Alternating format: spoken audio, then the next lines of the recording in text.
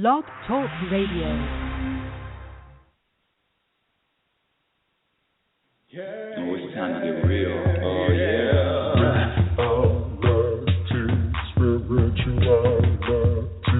It's the new experience. RealitySpirituality. Yeah, keep your ears open for this one, man. RealitySpirituality. You got a question for RLN? RealitySpirituality. Yeah, it's time to get some answers, baby. RealitySpirituality. Oh, now we get real. Yeah,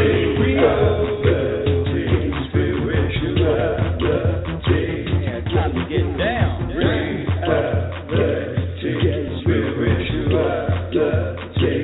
Yeah, you gonna feel good now. Real good. That's what I'm talking about. Time to get real.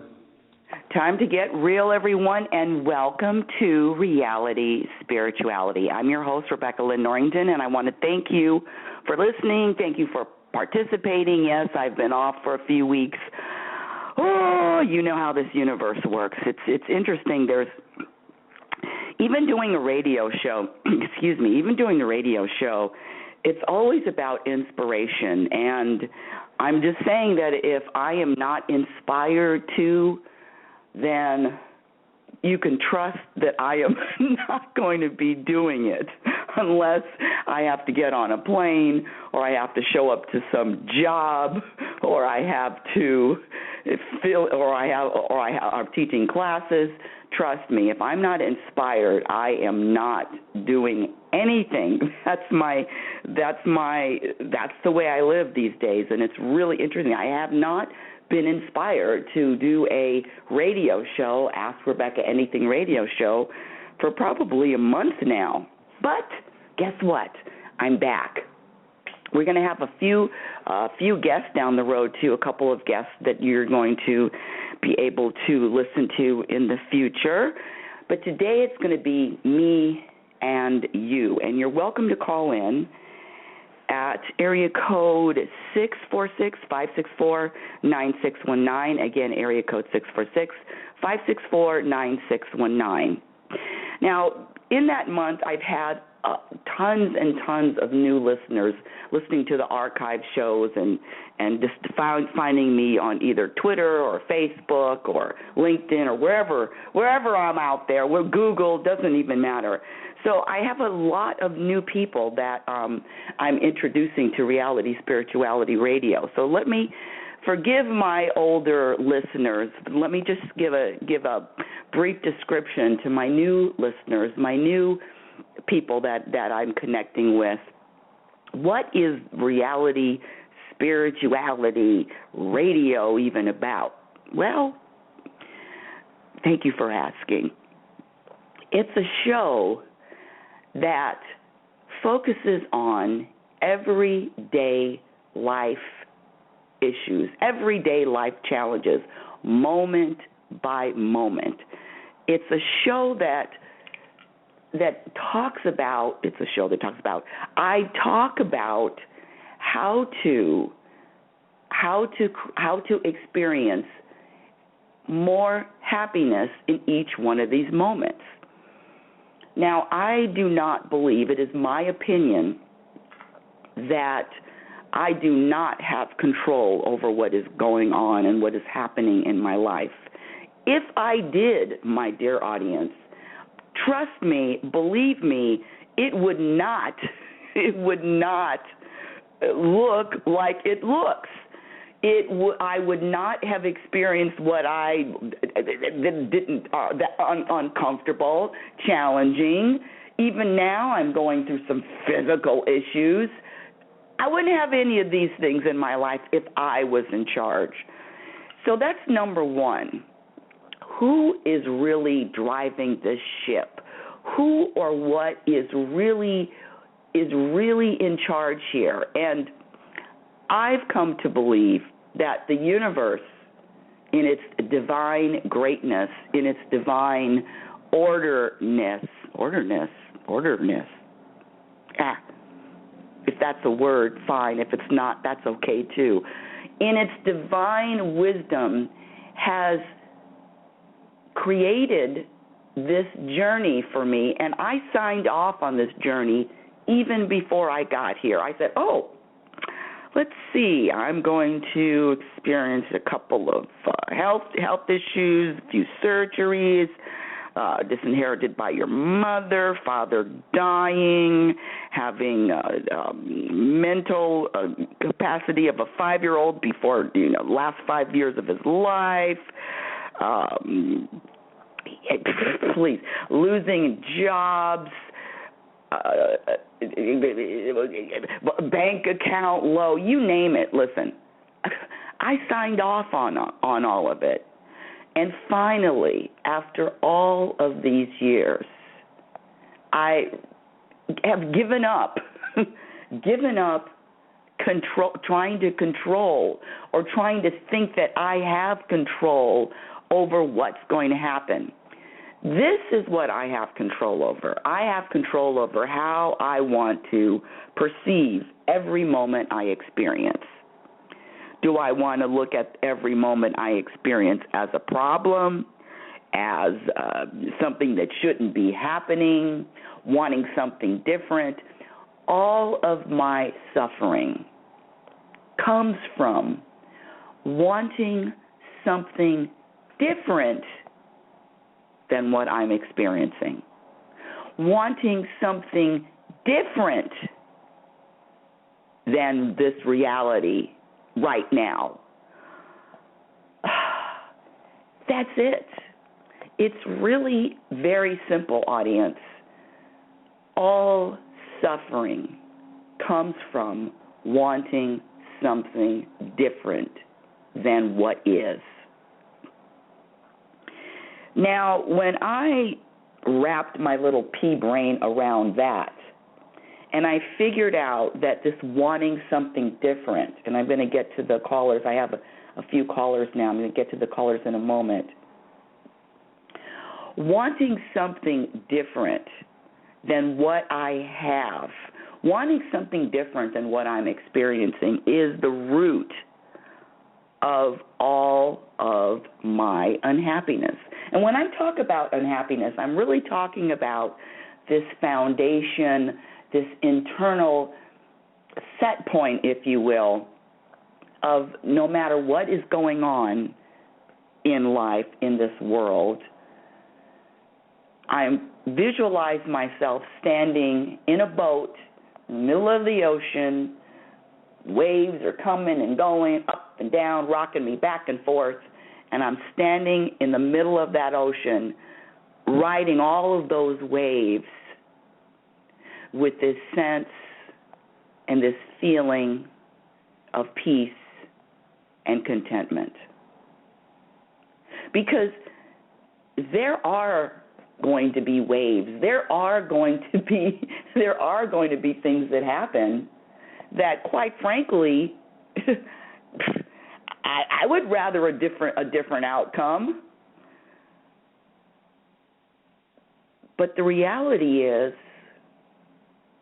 I'm here to accept and surrender to whatever this life looks like, whatever my life feels like, whatever my life is, whatever I'm experiencing in this life. It's really simple concept, but it's very difficult to follow and adhere to and stay committed to. And the reason why it's so difficult, thank you for asking, is because I wasn't taught to surrender. I wasn't taught that if I have a perspective, if I think something is wrong, something that's happening is wrong, I wasn't taught to look at it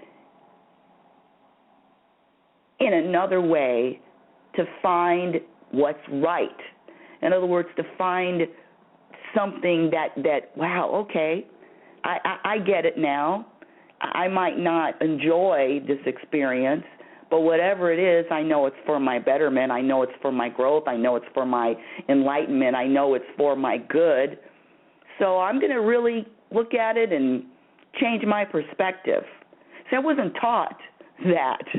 I was taught to look around and blame people and blame circumstances and blame the world and blame myself, which is really a good one. I was really good at blaming myself, criticizing myself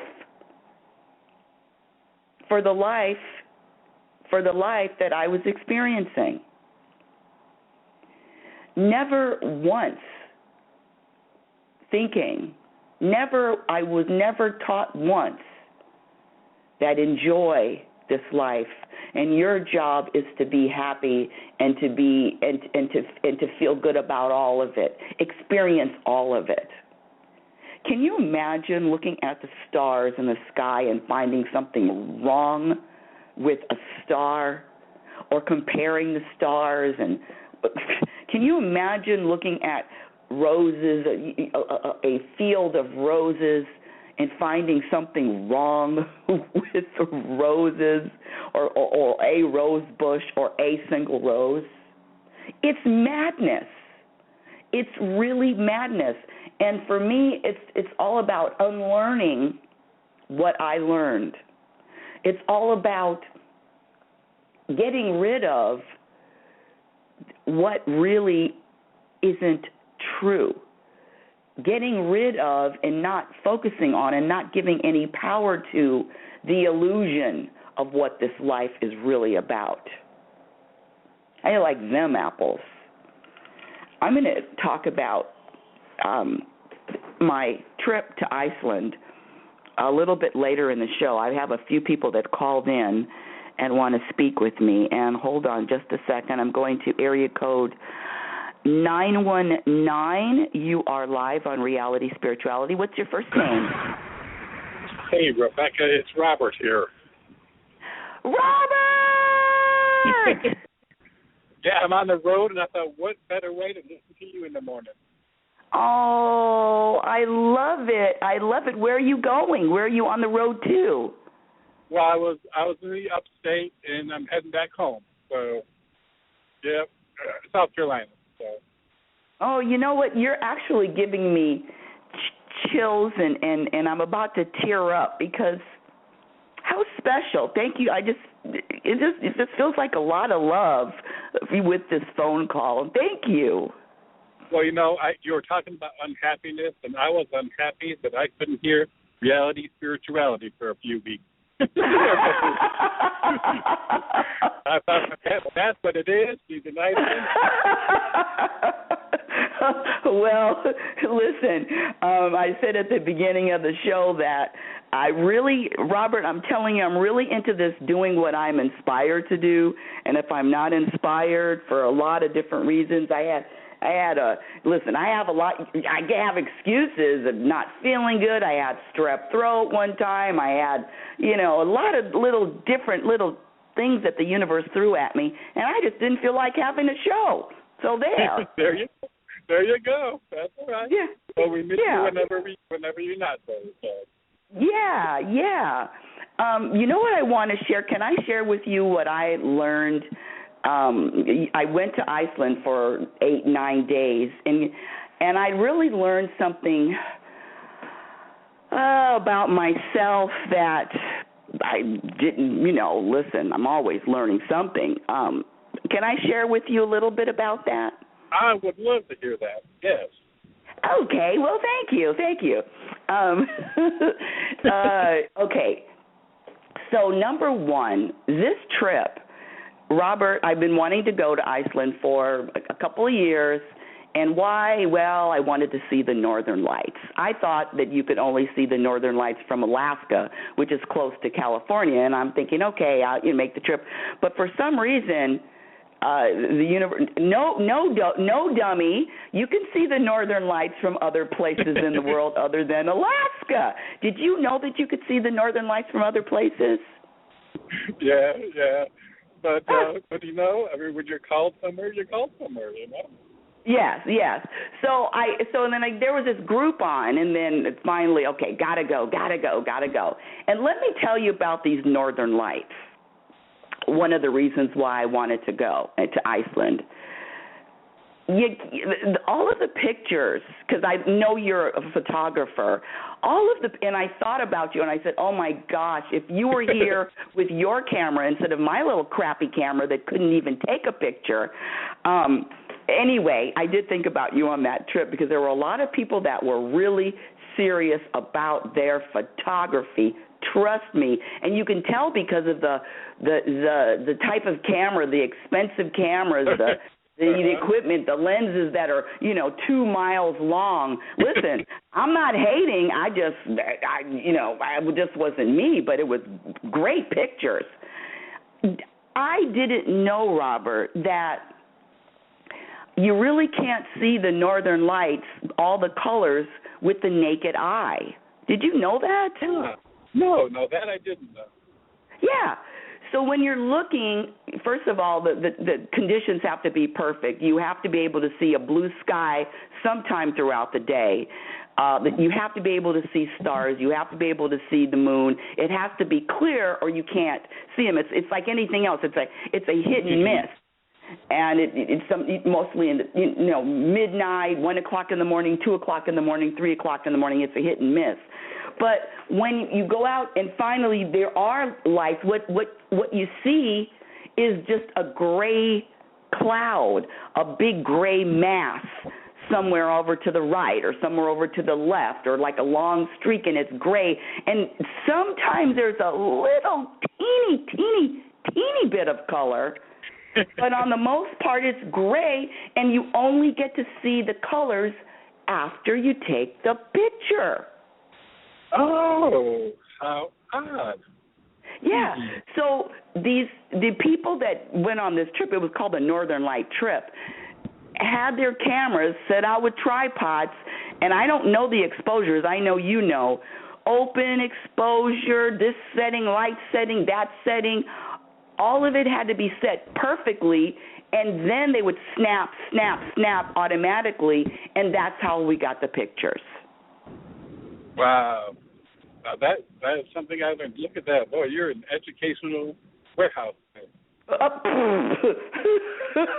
On that particular subject.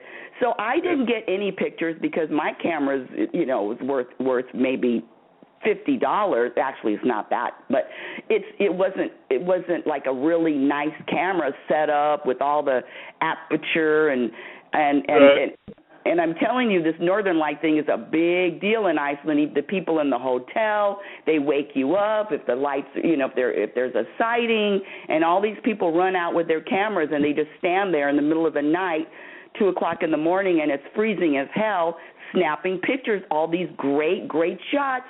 Purples, blues, reds, greens, yellows, but you don't see it unless you take the picture. Wow. Boy. Yeah, I would absolutely. When I was looking at your Facebook page, looking at the pictures, I thought, boy, what I could do if I was there. So now you know. Now you know. You can do that. I'm sure that your camera is capable of taking those pictures, but that's the truth about it. And so I have to say that, remember I always talk about having expectations, and I had a little expectations of seeing the Northern Lights, and then when I didn't see them, I have to admit this happiness specialist was a little unhappy. Boy, don't you hate it when your lesson gets thrown right in your face, like, oh my God, look what I was doing. Hate it? Are you kidding? That's all I live, Robert, is just one trip over one bump and one trip and another trip and another trip. I'm so used to tripping over stuff. Yep. Yeah. So that was one of the experiences.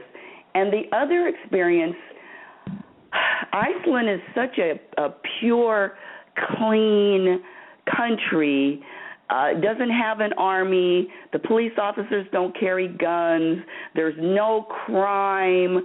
The water is pure. The food is all organic. Listen, these people think more about their sheep and chicken and cows than they do. I mean, they don't let the sheep go out in the cold weather if it's too cold. I mean, it's all about the animals. Wow. And so the food was really fresh and good, and the eggs looked different, and the you know how we talk about oil, and if we found an oil well, there in Iceland it's all about the hot springs, and if you have property with hot springs on it, then you're wealthy. You could sell your hot springs to your neighbors, and it's the power. It's what fuels the whole country. It's what heats up the homes and the factories. It's crazy. So I went there thinking, why the hell am I living in a garbage dump? Drought-ridden. Yeah, I came back thinking that this place is just dirty. The air is dirty. The food is nasty. The water is crappy. I was so angry, Robert. I landed in Seattle, and I mean, I was angry, and I felt like I was in a garbage pail. Wow.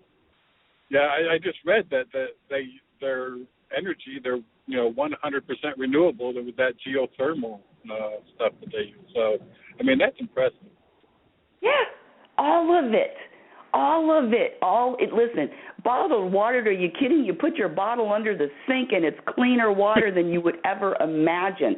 And it gets really, really hot, and people are not, listen, people are whatever you are. If you're nice, they're nice, and everybody speaks English, and it's just so self, the farms, and they not care about the things that people over here care about. And Robert, I stayed angry, and I'm not kidding.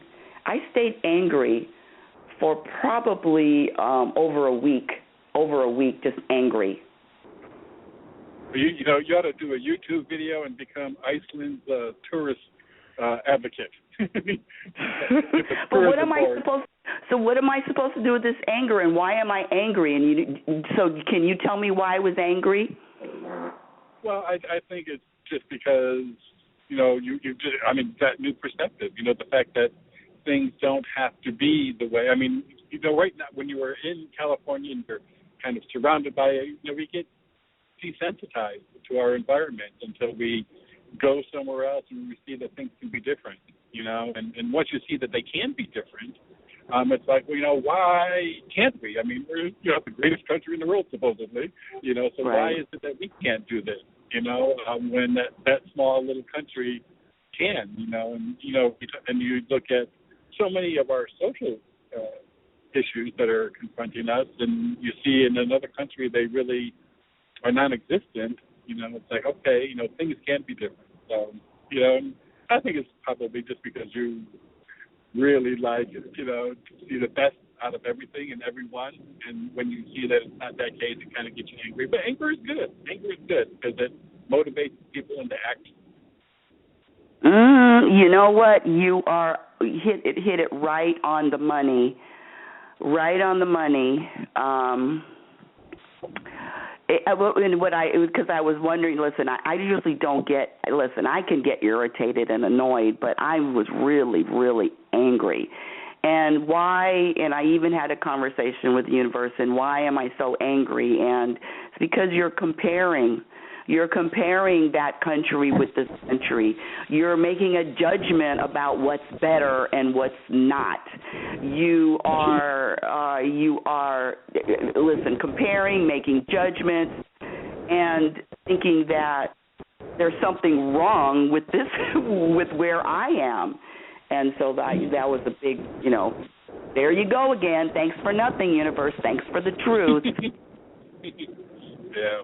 But, again, sometimes, that comparison and the judgment and that kind of thing, it's important. It's important for perspective, and You know, I personally don't think that we can eliminate it all, you know, and I don't think we should, because if we didn't have comparisons and if we didn't recognize something being more attractive or better, like in Isaac's case, you know, better for, you know, the social environment as well as the earth, you know, then why change? I mean, you know, unless you feel that something can be improved.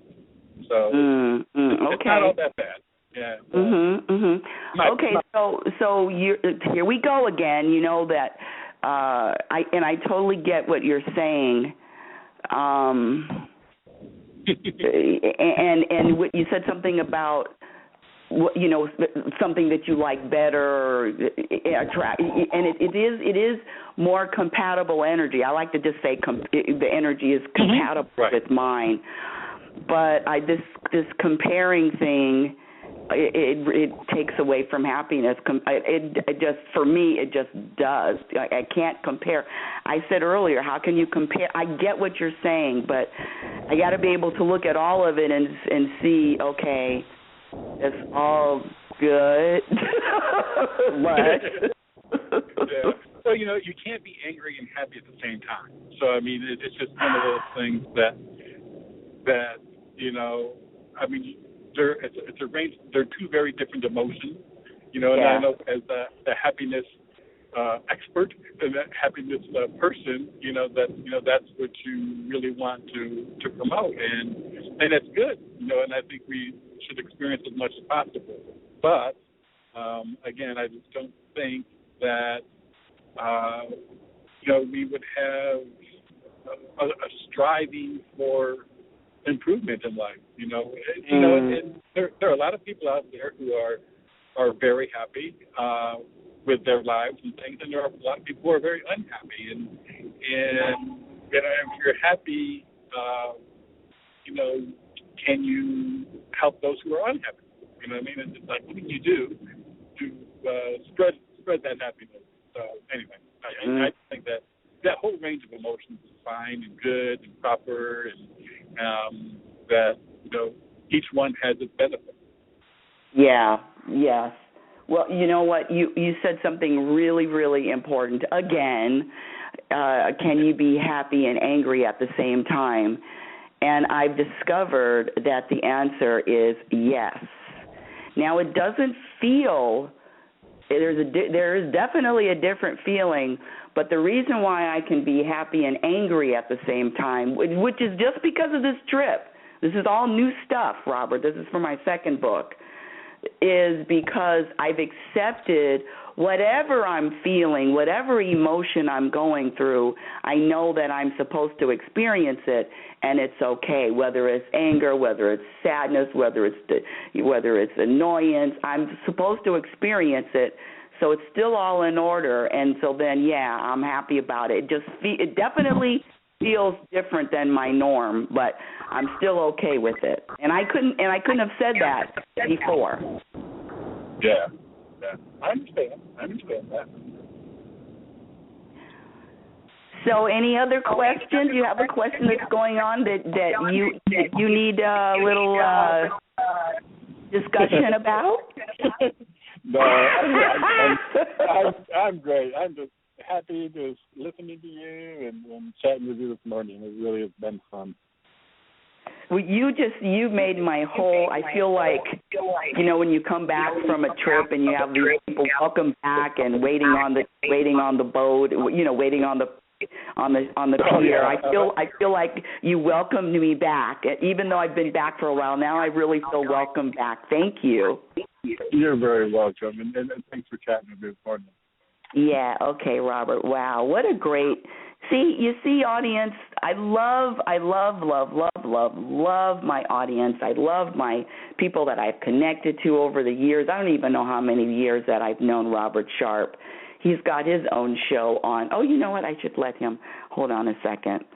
I'm going to bring Robert. Come back and tell everybody your show and where you are and where people can listen to you and what's going on, and just, you know, give yourself a plug for a minute or two. Okay. Well, everybody can find my show is on Monday, Wednesday, and Friday, and people can go to my website, which is www.biteradio.me, and I have a calendar that shows the current month and sometimes the upcoming couple months, and people can just check in what's going there. And also I've got links to all of my archive shows, so they can check out their, the guests and see if there's anybody that is of interest to them. Oh, good. Now, so you said you have your shows, and that's Bite spelled B-I-T-E. Correct. B-I-T-E, and then the website BITE.RADIO.ME. And BITE is the acronym for Bringing Inspiration to Earth, which is I hope to be doing. Yeah, and that's on Blog Talk Radio. You said that your shows are on Monday, Wednesday, and Friday, because I remember you were thinking about cutting your shows down from 5 days out of the week. How's that working out, the 3 days out of the week? It's so much better. I actually have time to breathe. No, it's actually good. I enjoy it. It's I have them at different hours of each day, to tap into a different listening audience. Okay. And we'll be looking toward building up a YouTube channel. So I'll be doing some video interviews and that kind of thing, which is the whole reason for going down to 3 days per week. It's funny you should say that, because I'm starting my little YouTube channel also. It's being created and with YouTube. In fact, I did some videos in Iceland just to introduce myself. So, just short videos. I like that. Great idea. Yeah, well, I think, I really like the fact that people can see who it is that's chatting. I love that. Okay, well, thanks again, Robert. Thank you so much, and thanks for the update on the show and the videos, YouTube, and all that kind of stuff. Well, thank you very much. I appreciate the little plug. So, everyone, that is going to be, I started talking about, I don't even remember what I said. Just introducing myself to the new people that are going to be listeners to the show, because every month I get hundreds and hundreds. I get tens and tens more people that listen to the show. So this show is really about my perspective and my experiences and what adds and subtracts to happiness. So getting back to this being angry, this being angry and finally figuring it out, and why am I feeling this way for so long? Because usually, I'm a little annoyed in an hour, maybe less. It could just go away in a second. But for some reason, the universe kept me in this state, and even to the point where I did not want to speak to anyone. When I got back, I said hello to my son. Called me. I touched base with him. Of course, Mom, I have not spoken to my mother. I have not spoken for a long time to my son. He says, yep, I'm home, I'm safe, fine. He let her know. I'm just not really chatty with people. I just feel like there's got to be something of substance, or I don't feel like I'm engaging, or I don't want to engage. And in other words, coming back, and I don't want to talk about stuff that isn't really important to me. And that's interesting, because I've always been, how do I say it?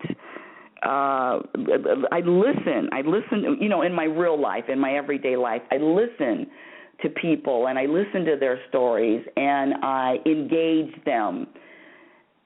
And for whatever reason, I was done with this engaging. I was done with listening to stories I didn't have any interest in. And I have to say, I call it having like a little chip on my shoulder, and I still have a little bit of a chip. I'm teaching my happiness classes, the importance of happiness, and I'm able to do, teaching at the gym and going to work, but this nonsense, this fluff, this things that I'm labeling trivia, I'm just not in the mood. And I don't know when I'll get in the mood or if ever, but I'm definitely not in the mood now. And so that is one of the reasons why I'm not doing a lot of chatting with people on the phone. The texting, no. Emails, no. I've actually said no. I don't text me, don't email me, because I'm just going through whatever this transition. I call it a transition, and it's a good transition, and it's a feeling of even being more connected, if you will, to the universe. And another thing that is really, really important for me, this transformation, is that I have let go of future plans, future just wanting, desiring. I've really just said, you know what, universe, inspire me to go in whatever direction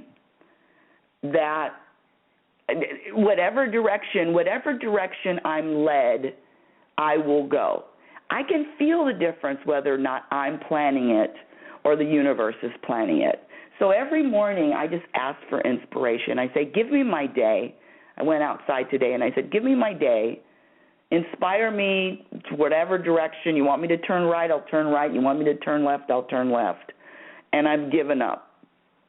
One of the things, and this happened just this morning, I went outside, I walk out a couple minutes barefoot, and there's my neighbor to my left has this huge, huge black dog. It's like a Great Dane. It's a huge dog. It looks like a horse. And for years, let's see, I've been here, living here, 2008. You do the math, 2008. 2 years plus 5 years, 7 years. And this dog big dogs always scare me. I mean, I don't care how friendly they are. They're just big, and I'm not going to go up to a big dog and start petting a huge dog. I don't know what that's from. I don't care. I'm just letting you know. And so I've seen this dog for 7 years. I see him on the leash, and he's always barked at me, and just ferociously. The neighbors holding him back, and listen. I go out, I get my mail, I walk. I'm not trying to make friends with this dog, with this huge, huge animal. They say that's a pet. Anywho, and I've always just looked at the dog, and the dog looks at me and gives me the I don't like you feeling, energy, barking, and I haven't changed me liking dogs. Today, for the first time in 7 years, walked out to get the mail, which is on the sidewalk, and my neighbor was out with that dog. I don't even know the dog's name. The black dog, the black horse, the black killer. He was out there with the dog, and for the first time, this dog looked at me and started wagging its tail. Now, I didn't say anything. I didn't do anything. I just walked out, looked at the dog like I usually do. Thank God he's on a leash, because if that dog gets loose, somebody's going to die. It's going to be me. And this morning, this dog starts wagging its tail after 7 years of barking at me. Mad barking. I didn't do anything different. I just looked. In my opinion,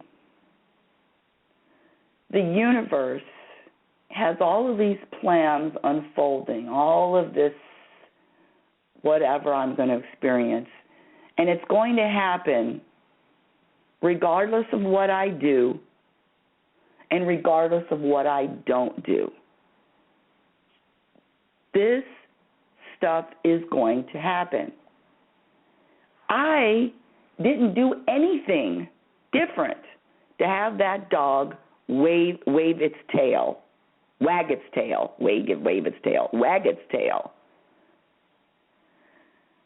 And I'm here to share with you, audience. For me, it's just more surrendering and allowing the journey to unfold however it looks, and knowing that it all is in perfect order. So I'm going to leave you with that, because that was huge for me today. Whatever you're experiencing, whatever is happening for a good reason. Whether I want to whether I know what it is or not, my life is unfolding perfectly. Not too fast, not too slow, not too high, not too low. It's unfolding exactly the way. It's like a rose. I said the rose blooming earlier. Is there a wrong way? Can you look at the rose and say, hurry up, speed up? That's what I believe.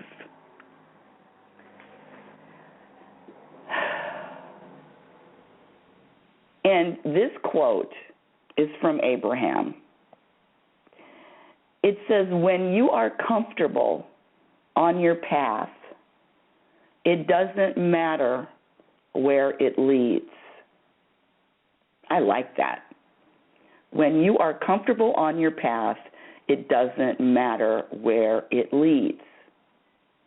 And all of my suffering and all of my unhappiness always is because I think something should be different than it is. And I'm here to tell you, left arm up in the air, I'm giving that up even more, letting it go more. I teach this, this is the second session of the Importance of Happiness class at the City of Arcadia. I have 5 people enrolled. That's right, 5. Not 500, not 50, 5. Am I okay with that? You better believe it. I'm okay with it. Not only am I okay with it, it's a perfect amount of people. What if there was just one person? That would be perfect too. Do you get where I'm going with this? I'm really, really stuck on being stuck with whatever this life is going to lead. Thank you, universe. I'm okay with all of it. So Reality Spirituality is heard every Saturday and Sunday at 7 a.m.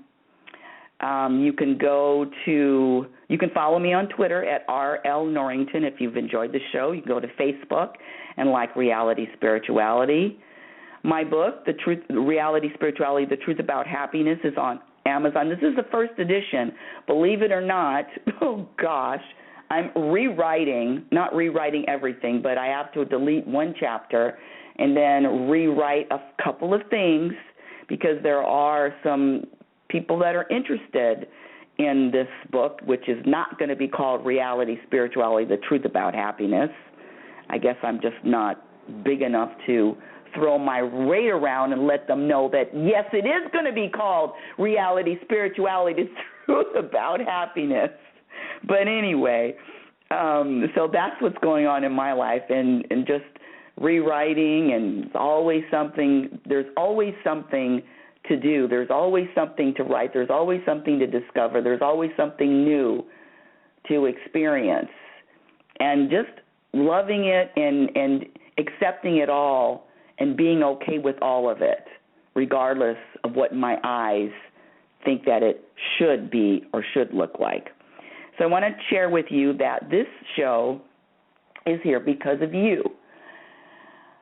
I couldn't do this show without you. I couldn't do this show without people asking me questions, emailing me questions, sharing with their story, even Robert sharing with his his life, his stories, and his thoughts. It's with all of the intention of what? Of the agenda. The intention is to help make this world a little bit happier, a little bit lighter, just a little bit more open to everyone and their growth.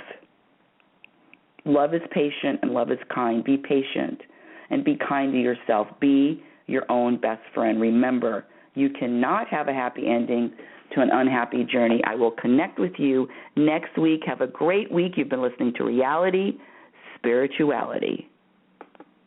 Thank you, Robert. Yeah. Oh, it's time to get real. Oh, yeah.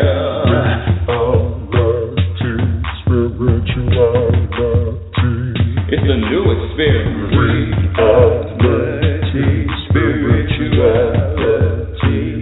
Yeah, keep your ears open for this one, man. Reality Spirituality. You got a question for RLN? Reality Spirituality. Yeah, it's time to get some answers, baby. Reality Spirituality. Oh, now we get real. Get real. Reality Spirituality. Yeah, it's time to get down. Reality Spirituality. Yeah, you gonna feel good now. Real good. Now, that's what I'm talking about.